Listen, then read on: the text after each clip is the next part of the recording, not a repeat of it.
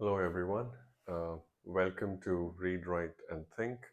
And in today's video, which is the first of the channel, I'm going to talk about issues that concern everyone, but things that I was struck by as I was starting my day. So I start my day, as many of you do, with the newspaper. And this morning's newspaper carries this story, and I'm just going to put it up here. Don't know if this is visible. Yeah, as you can see, the cover page of this morning's Indian Express has a story. It's the first of a multi-part story, series of stories. It's part of an Express investigation. The first story in this series is titled Geo to VIT, picked for eminence 5 years ago. Private universities private universities wait and wait.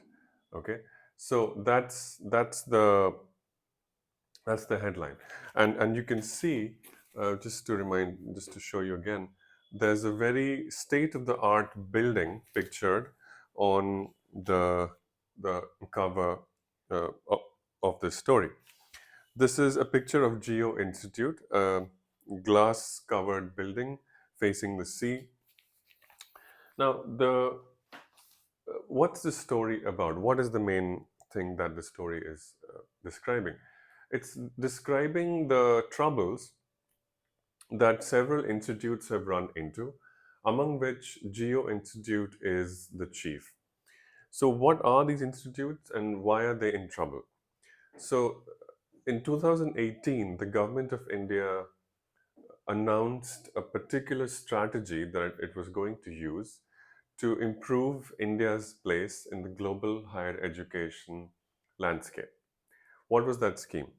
Uh, in order to identify sources or areas where government could uh, allocate its funds, the government decided to identify some institutes as institutes of eminence, or IOE. Now, who or what were these institutes? So there were two groups of institutes. Some were selected from pre-existing government institutes, and some were selected from either pre-existing or about to be established private universities. So from the government universities, the famous ones like IIT Bombay, IIT Delhi, IISc Bangalore, Delhi University, and a few others where I'm not sure of the exact list, but they were identified as institutes of eminence.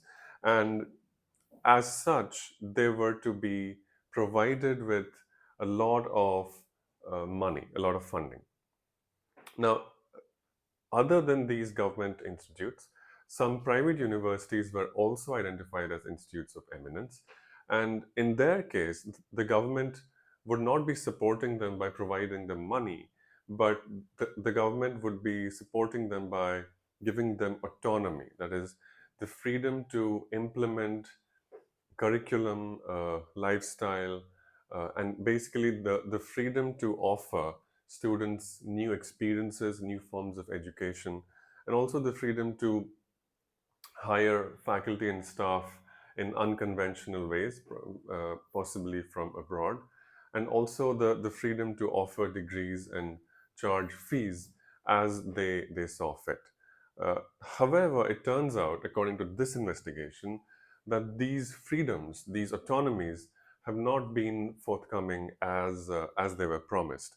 And the example or the focus of today's story is Geo Institute, which, as you can see from the picture, has a lot of state-of-the-art technology, which it got and set up as part of its readiness to start offering degrees and start operating as a higher education institute.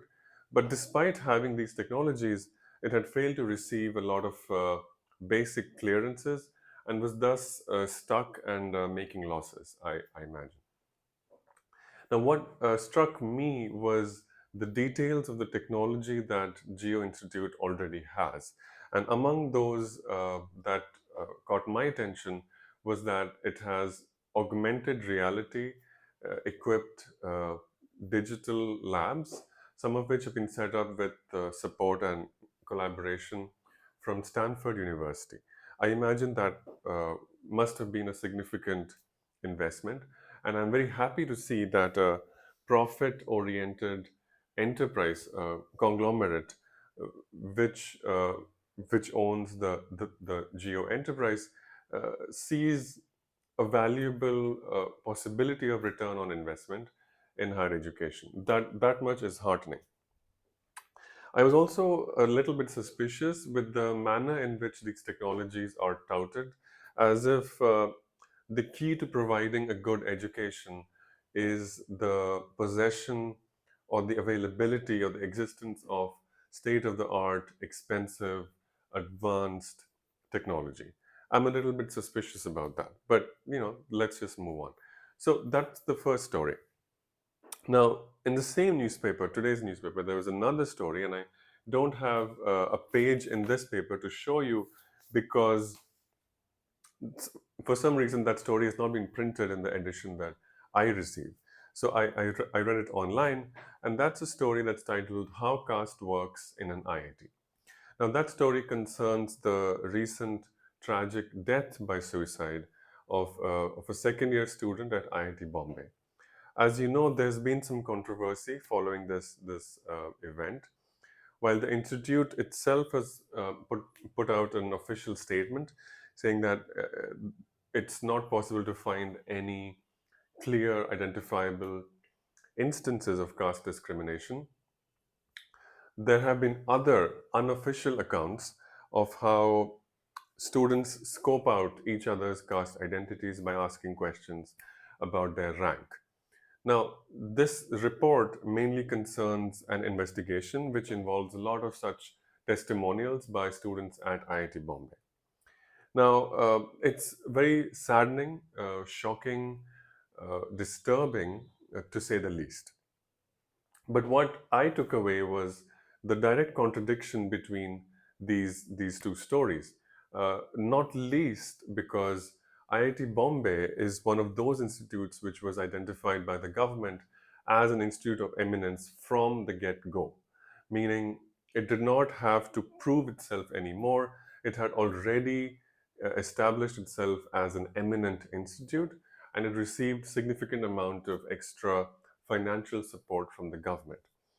And the recent uh, death and the stories following that event uh, may or may not prove anything about this particular student or this particular case, and I'm not qualified to comment on that.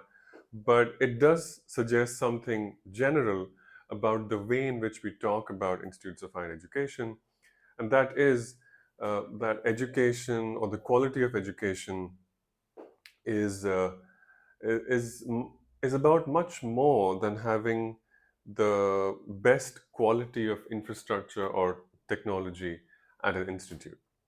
And again, uh, everyone who's involved in higher education, as I am and as many of you are, it is our duty to continually reflect on what better, on what more we can do to better serve those who depend on us for not only an education and an improvement of their selves, but also for a safe space, for their well-being, for their intellectual and emotional care.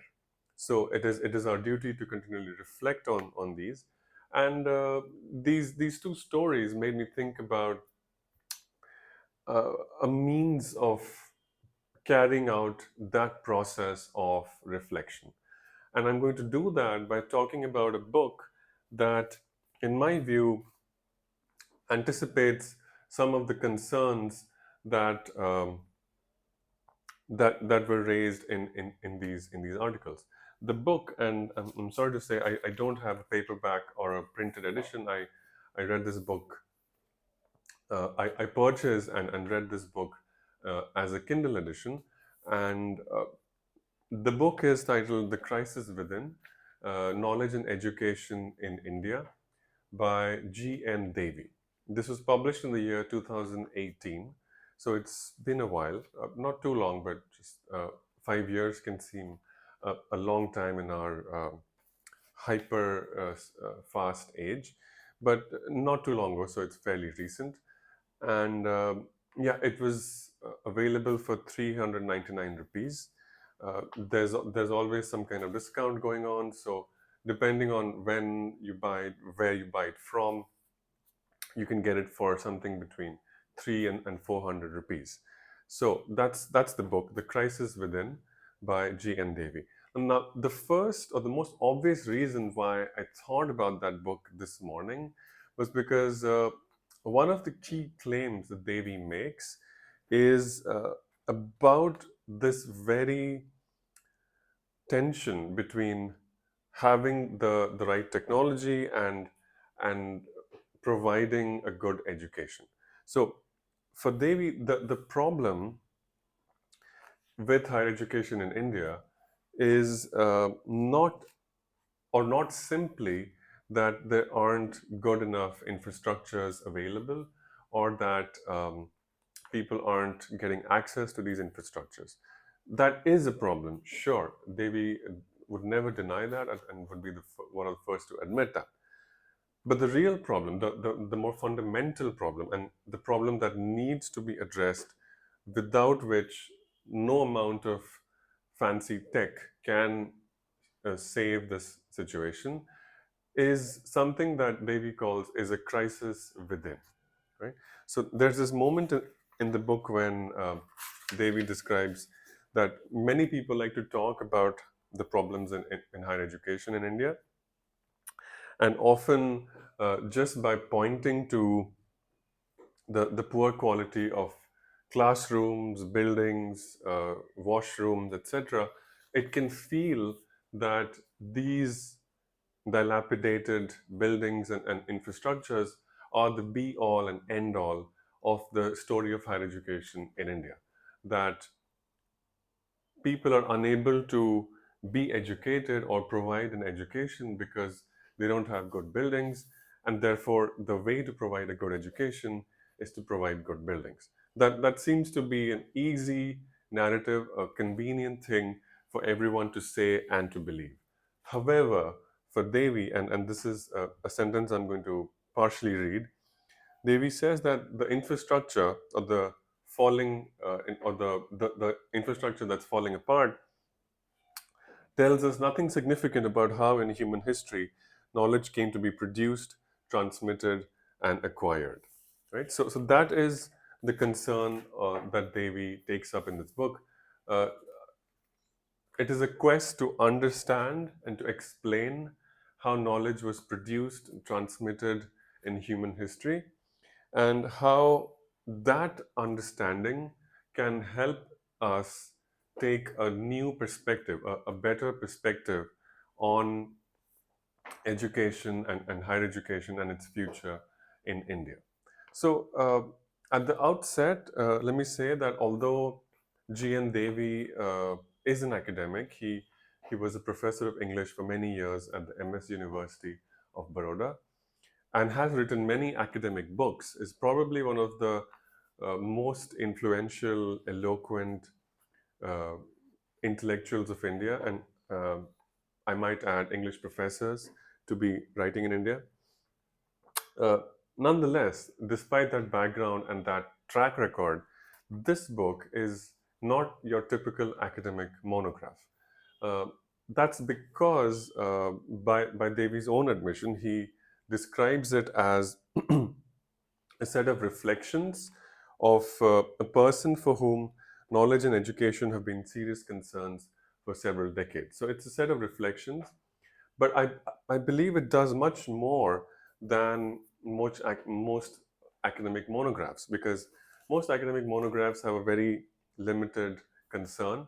They they talk to other scholars, other experts like the author, and that can be less useful for people outside academia. This book, however, is both written and marketed as a crossover book by an academic that involves the results of some academic research, but can be understood and appreciated by people without academic training. So it is marketed and composed as such. But in my own reading, I also found reasons to appreciate this book as something that has more than academic value.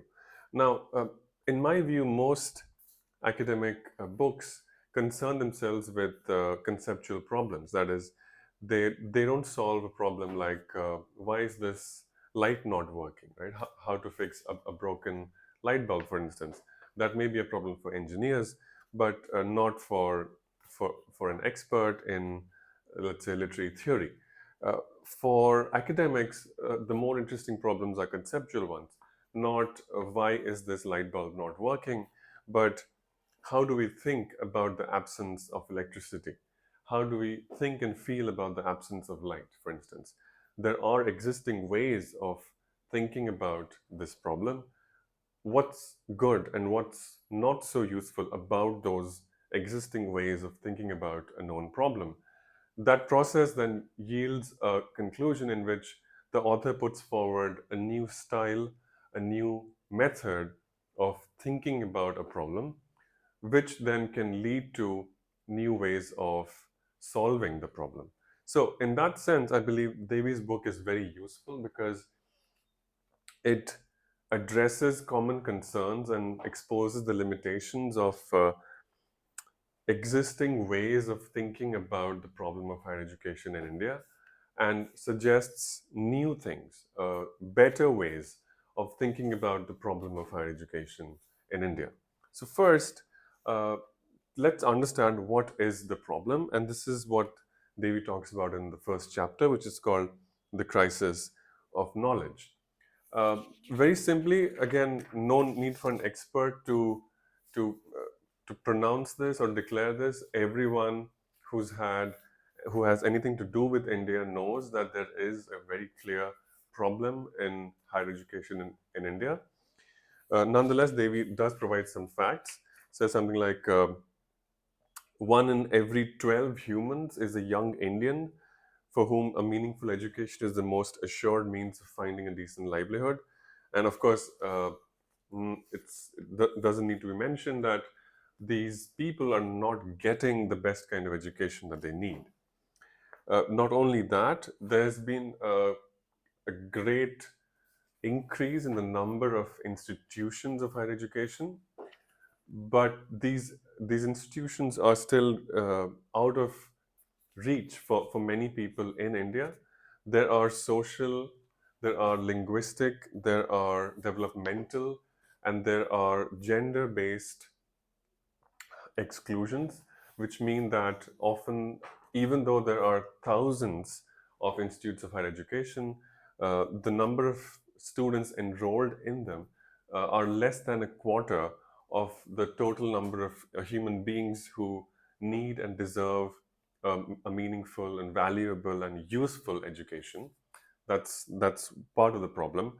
Also, part of the problem is the fact that there are more boys than girls in schools and colleges. There are more kids from the cities than there are children from villages. And finally, another statistic. I apologize for throwing these facts, but I'm going to move very quickly on to the argument. For every one student from the scheduled castes or scheduled tribes who enters college, there are four who miss out. So there are tremendous problems of social exclusion. And yet, for Devi, these are not the primary, or these are not the only problem that higher education suffers from. And add to this that there's also, as mentioned before, the lack of infrastructure, right? So these problems for Devi are real, but they are actually symptoms of something that is still unexamined or not examined in as much detail with as much complexity as it deserves to be understood. What is that? That's what Devi calls the crisis within. And to understand this, Devi takes us on a kind of detour of the history of intellectual work in pre colonial India and 18th century Europe. what was happening? Philosophers, writers, poets, a lot of intellectuals were writing about the meaning of knowledge in India and Europe. And for Devi, there's a fundamental difference between the kind of intellectual work that was happening in these two different contexts. Now, in the Indian, pre-colonial Indian context, for Devi, knowledge was defined not as an object or a thing to be gained, lost, and to be preserved, but instead as an activity, right? So this is true for the Bhagavad Gita, the Upanishads, as well as Buddhist philosophy. Now, for Devi, uh, what this reveals is the importance of memory, right? And Devi writes here that what we call education and what the typologies of what was worth knowing, that is disciplines, were oriented towards quickening the process of knowing rather than consolidating the object or knowledge, right?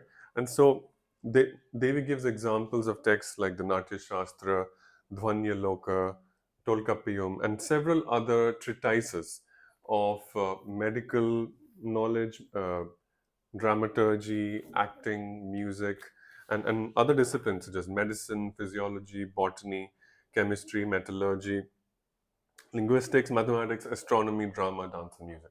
So all of these disciplines, the treatises written in these disciplines, they all have one defining common feature, which is that they contain detailed microscopic taxonomies. They require the reader to remember things, to actively exercise their memory. Hmm? Now, this practice changed when printing and writing became accessible technologies somewhere around the 18th and 19th centuries, thanks to colonialism. Okay. Now, because of printing and writing, the cultures that depended solely on memory selectively modified their intellectual systems, right? However, not all of these cultures appropriated writing in the same way. There were a lot of factors that determined which languages were able to take up printing and which were not. And so, because of that, there was an uneven spread of printing and there was an uneven spread of Western education. People in different parts of India appropriated Western education and technologies at different stages, right? And because there was an existing culture of colonialism, those who appropriated these technologies sooner came to acquire a dominant state, a dominant, a more powerful status than those who acquired these or appropriated these technologies later, right? That led to a hierarchy, and that hierarchy failed to appreciate something, which is that it is impossible to have an Indian system of universal knowledge the way it is possible to have a European system of universal knowledge. And this Davy gets from the work of the European philosopher Leibniz, who was writing in the late 18th century. Now, the idea of the university comes from this idea of Leibniz that knowledge should be organized into a universal system, and therefore it is possible to identify someone as educated irrespective of what discipline and what expertise they have, what discipline they are trained in, and what expertise they have, right? So, for instance, in my institute, there are students who learn how to write a computer program. There are students who learn about metallurgy. There are students who learn about water management, and all of them are granted one degree at the end, which is called the bachelor's in technology. So there is some underlying principle which says that no matter what you study, you can be identified as educated. So this idea of universal knowledge comes from Europe, and Davy's point is anyone who knows anything about the history of knowledge in India knows that there is no such thing as an Indian definition of universal knowledge, right? Now, what happened though? This may be the truth, But what happened? Now, because of the colonial rule, because the British government needed to understand and govern things, what they did was they imposed many simplistic schema upon the lives of people in India, right? And therefore, languages and literatures that were written were given more visibility, more recognition than literatures which were transmitted orally. Similarly, about languages, right? So we came to receive these unfair binaries, such as there are languages and there are dialects, right? There is literature and then there is folk literature. Similarly, in many aspects of life, there are castes and there are tribes, right? There are criminal uh, tribes and there are non-criminal tribes. These were all distinctions that were created by colonial administrators whose primary goal was to create a governable society. They did not have the time or the intellectual wherewithal or the sensitivity or the empathy to learn about the lives of these people. They simply wanted a governable system. So, all of that has led to something that Devi has called in other works a kind of cultural amnesia. And in this book, in the third chapter, Devi describes that as the memory of the forgotten. So, who are forgotten and who is forgetting them? Basically, all those Indians who were close to Western forms of learning and knowledge had the opportunity to forget other Indians, right? And who were these forgotten Indians? Those who were unable to justify the validity of their knowledge system according to a modern Western 18th century European idea of universal knowledge, right? So that something that's very tragic, and Devi has written about it in multiple places. This book, I believe, is the most accessible version of that story, and for that story alone, it justifies itself. But of course, there's more to the book than the story.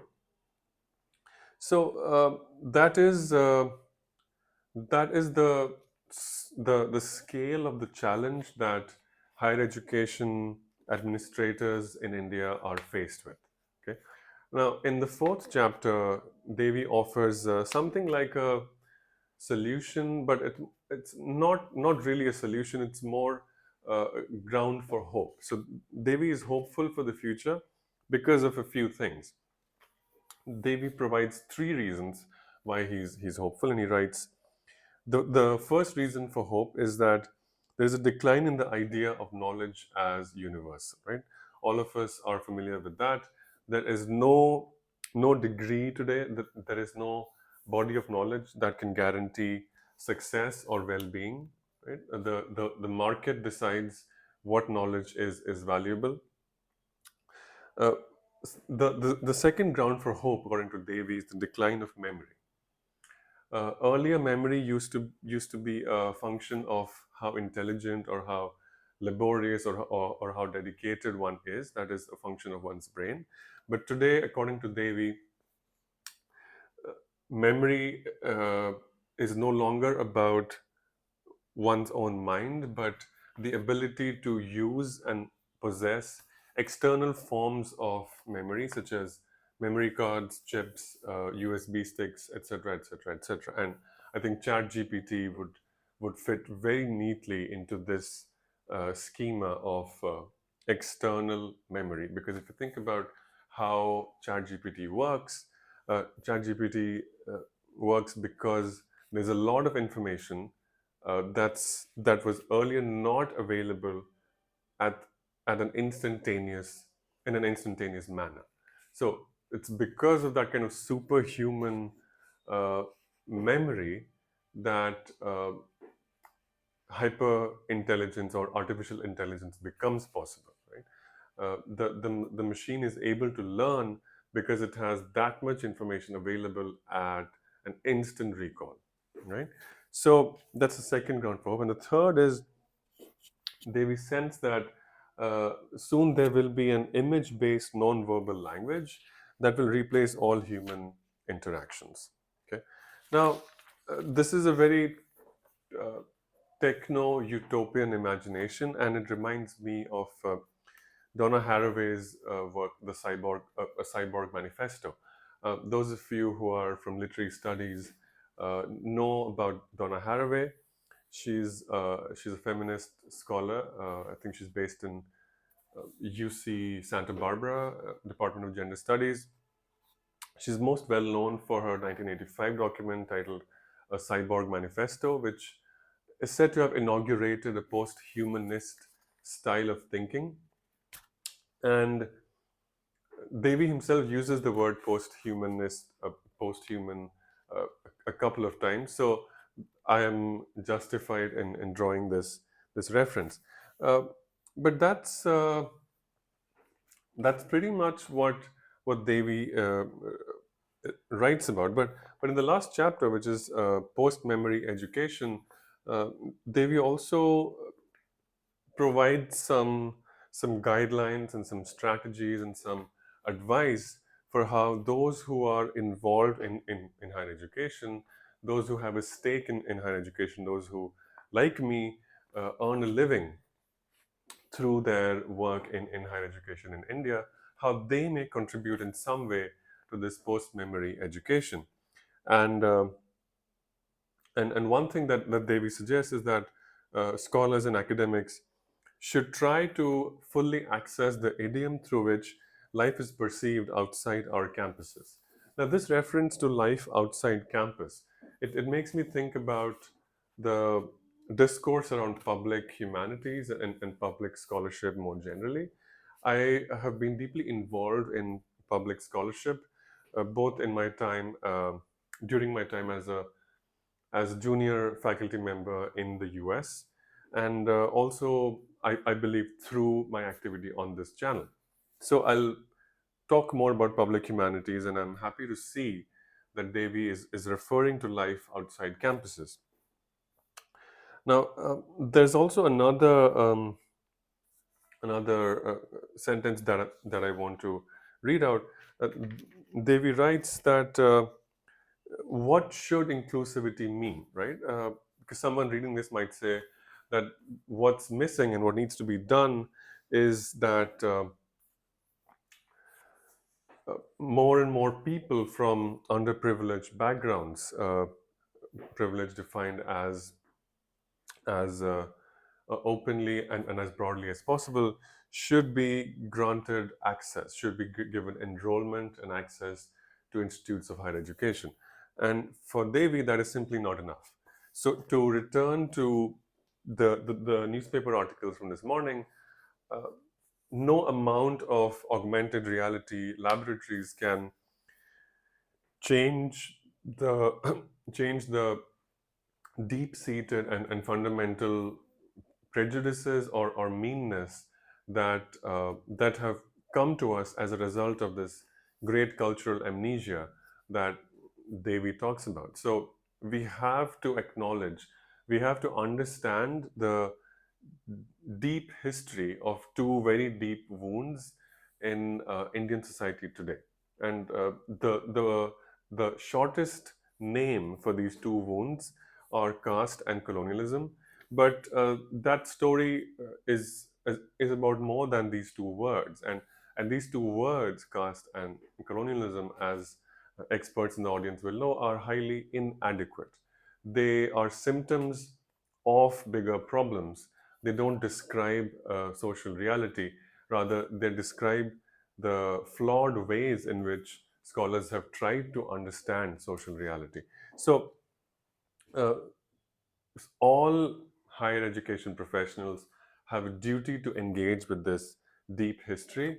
But more than that, in terms of strategy, in terms of what we can do, Devi has something to offer to us there as well. And Devi writes here in a sentence that for me defines what inclusivity means. Devi writes, uh, is it not possible that the entire society is seen as a vast university, every community in it an open treasurer of knowledge, as if they were collectively a vast reference library and the institution of learning a co-curator, a co-supervisor of that knowledge. Now, I'm going to stop talking about Devy's book with that quotation and return to sections from Devy's book in subsequent videos. But I want to stay with this idea that what would it mean for those inside institutes of higher education to think about those outside their classrooms, outside their seminar rooms, outside their libraries, outside the walls of their university, to think of all those people outside as active interlocutors. Now, that would be, in my view, a revolutionary thing if it can be realized. Often, I believe that we, those who are in higher education, think of the the wider public, the the public who lacks the formal training and affiliations that we have. We think of them as, at best, passive consumers, and at worst, indifferent or aggressive and just hostile. So, and I'm not saying that we are wrong. Sometimes we have the right. We've learned the hard way that that may be true. Nonetheless, I believe we miss great opportunities if we only think of non-academic audiences in these ways. And the future, or a hopeful, a more inclusive, and a more enriched and empowered higher education scene in India, I believe, and I'm channeling Devi here, would be possible if we could think of those outside our profession as people from whom we can learn, and as people with whom we can think together. So, on that note, I will stop this lecture. I hope this was a useful and interesting set of reflections. I look forward to hearing from you if you have any thoughts, both on the ideas that I presented as well as on the manner of the presentation. I will uh, listen to all of your views very sympathetically. I can't promise that I will implement and follow all of your suggestions, but nonetheless, I look forward to engaging in many ways with you all in the future. That's all from me. Thanks so much for watching, and I will see you again in the next video very soon. Thanks.